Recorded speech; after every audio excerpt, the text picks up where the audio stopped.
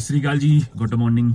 तो टाइम हो गया है सुबह का 5:15 और रात जो नींद आई है भाई साहब ज़बरदस्त आई है, क्योंकि एक दिन पहले के बहुत थके हुए थे, क्योंकि 12 बजे सोए थे और सुबह 4 बजे उठ गए थे। दिन पूरा दिन ट्रैवल किया, ये समझ लो कि सुबह वहाँ से निकले थे हम लोग 5 बजे निकल गए थे और यहाँ तक आते आते हमें 3-4 बज गए थे। बहुत ज़्यादा थके हुए थे। फिर उसके बाद आगे गए माना में, देन बद्रीनाथ में दर्शन किए। तो अब निकल रहे हैं हम लोग फाइनली हेमकुंड साहिब की ट्रैकिंग के लिए। आस्था जी रेडी हैं आप? यस। डन है जी।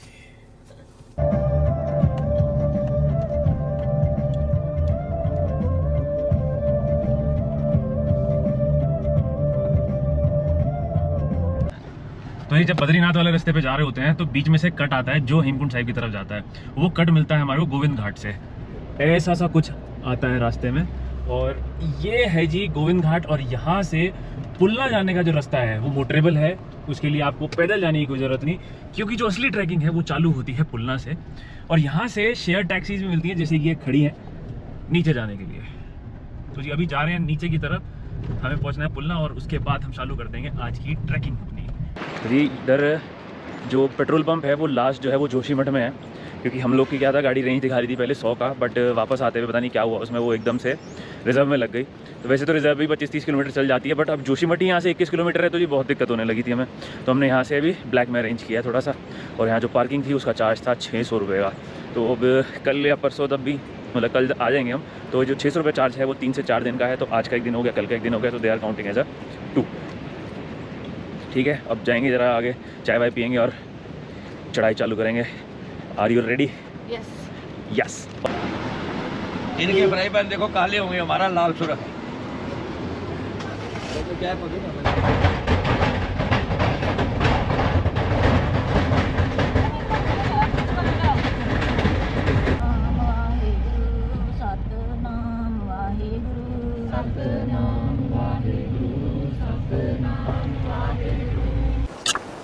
तो जी गोविंद घाट से शेयर टैक्सी करने के बाद हम पहुंच गए सीधा पुलना विलेज। शेयर टैक्सी का जो चार्ज था वो था मात्र 50 रुपये। अब पुलना से हमने कर दी है ट्रैकिंग स्टार्ट। टाइम हो गया है 7। तो जी कुछ ऐसी ट्रैकिंग है अभी। तो लास्ट की जो ट्रैकिंग है उसमें ज़्यादा मज़ा है, लास्ट की जो 6 किलोमीटर है। भीड़ भी जी अच्छी खासी है यहाँ पे, ये देखो जी। बाकी एक बार व्यू भी देख लो रास्ते का।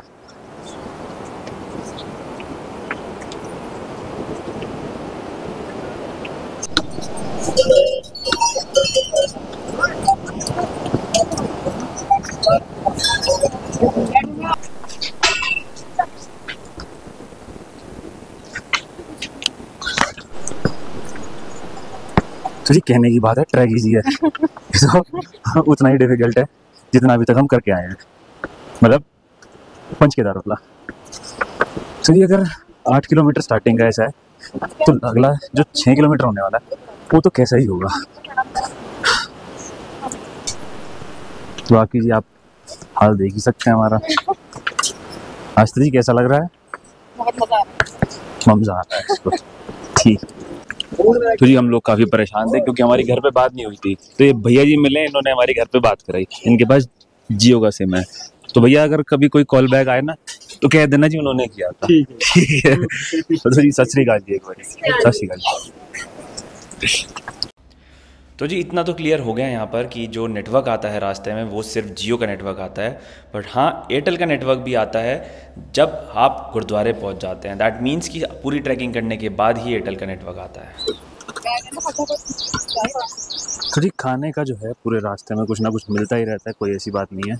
और अभी ट्रैक जो है वो भी कभी अप डाउन ऐसे चल रहा है।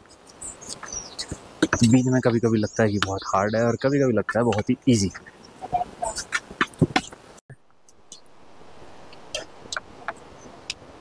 पहले तो जी हम 2 थे, अब हम 6-7 हो गए, क्योंकि वो जो भैया से मिलवाया था उनके साथ साथ चल रहे हैं। हेलो कर दो भैया। हेलो भैया। हाँ जी, बढ़िया ही बढ़िया। हाँ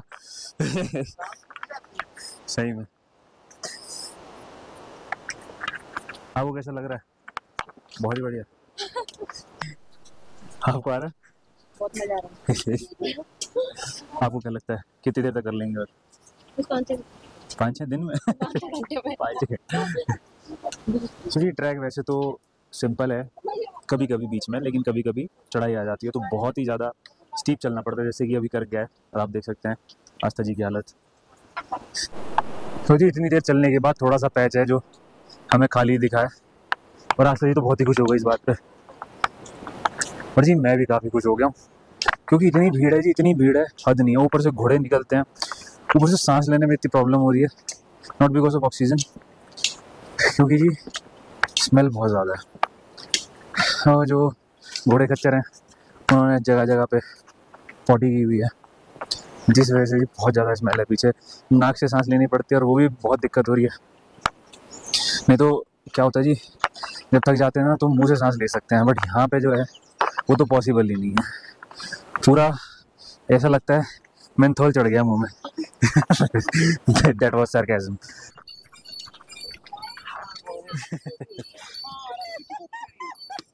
तो जी रास्ते में जी ऐसा ऐसा प्रसाद मिलता रहता है, एक किशमिश, ग्लूकॉन डी, और जी यहाँ पे भाई हेलीकॉप्टर जाने की फैसिलिटी भी है, जिसका चार्ज है मात्र 6,000 रुपये। हैंड टू हैंड बुकिंग हो जाती है, तो आप वो फैसिलिटी भी अवेल कर सकते हैं। तो ये एक लंच पोस्ट आती है, उसके बाद यहाँ से 2 रास्ते निकलते हैं, एक ये लेफ्ट जा रहा है और एक ये सीधा जा रहा है। तो जो सीधा जाने वाला है वो शॉर्टकट है, तो हम यही वाला लेंगे क्योंकि इसमें उतराई है, और जब वापस आ रहे होंगे तो ये हम इस वाले रास्ते जाएंगे। आस्था जी ने लिया है ब्रेक, क्योंकि इनको पीना था ग्लूकोज वाला पानी और देखना था ये कैसी लग रही है।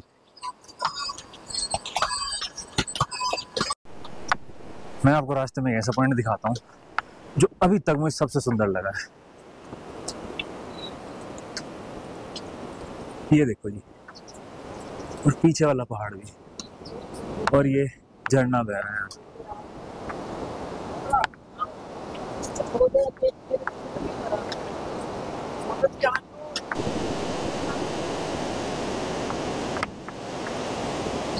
ये है जी ऐसा रास्ता जो कि बहुत ही डेंजरस सा लग रहा है, और साइड में आ रहा है झरना।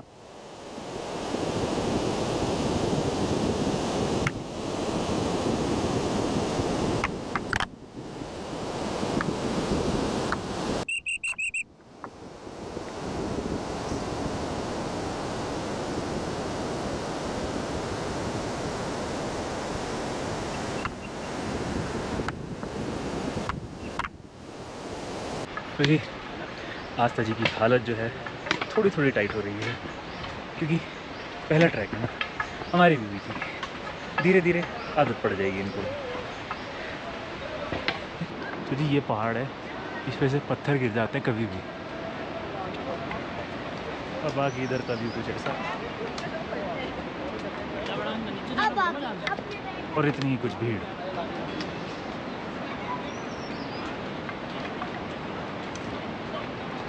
जी भाई ना किया थोड़ा? मेरा नाम है जी सनी सिंह। कित्थों से हो? ਅਸੀਂ ਆਏ ਲੁਧਿਆਣੇ ਤੋਂ। ਲੁਧਿਆਣੇ ਤੋਂ। ਤੇ ਭਾਈ ਤੁਸੀਂ ਵੀ ਨਾਲ ਹੋ? ਹਾਂਜੀ ਹਾਂਜੀ ਵੀਰ ਕਿੰਨੇ ਹੋ? ਅਸੀਂ ਹੈਗੇ ਆ 7 ਜਣੇ ਜੀ। ਉਹ ਬਹੁਤ ਵਧੀਆ ਜੀ। ਅਸੀਂ ਵੱਧ ਤੋਂ ਵੱਧ ਸੰਗਤ ਨੂੰ ਕਹਿੰਦੇ ਆ ਮਹਾਰਾਜ ਦੇ ਦਰਸ਼ਨ ਦਿਦਾਰੇ ਕਰਨ ਆਓ। ਵਾਹਿਗੁਰੂ ਮਹਾਰਾਜ ਚੜ੍ਹਦੀ ਕਲਾ 'ਚ ਰੱਖੇ। जी भाजी।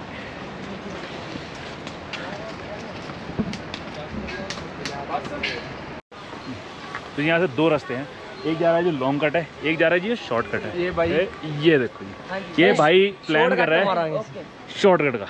चलो भाई चक दो। मैंने लाइफ में बड़े शॉर्टकट मारे हैं। आगे जाके इधर इधर चलो भाई तुसी भी नप दो। एडिट करके पायो। बिल्कुल भाई।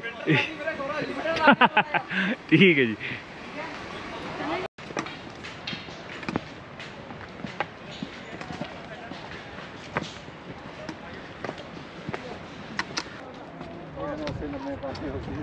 तो जी घांगरिया पहुंच गए हैं, तो अब 6 किलोमीटर की और ट्रैकिंग बची है, जो कि काफ़ी डिफ़िकल्ट होगी।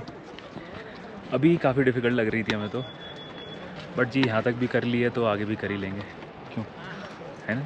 चलें आस्ते जी। अब कुछ पहले खाते हैं, उसके बाद आगे बढ़ते हैं।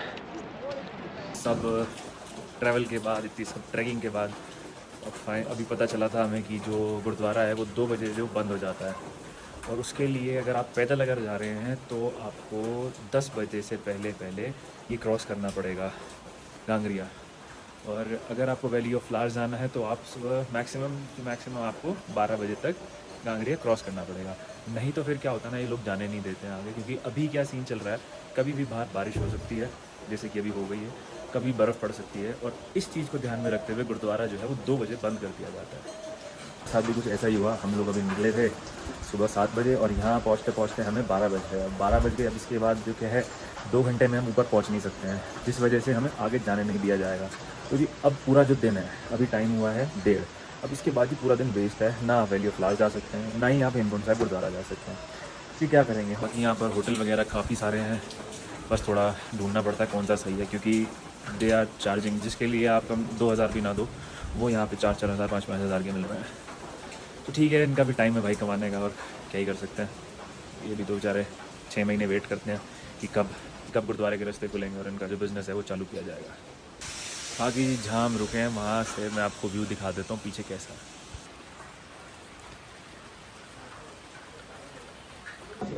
जी हमने ये नील कटर लिया है और जी ये 100 रुपये का है, क्योंकि आस्था जी के पैर में ना, आस्था जी के जूते में ना उनका नाखून अड़ रहा था,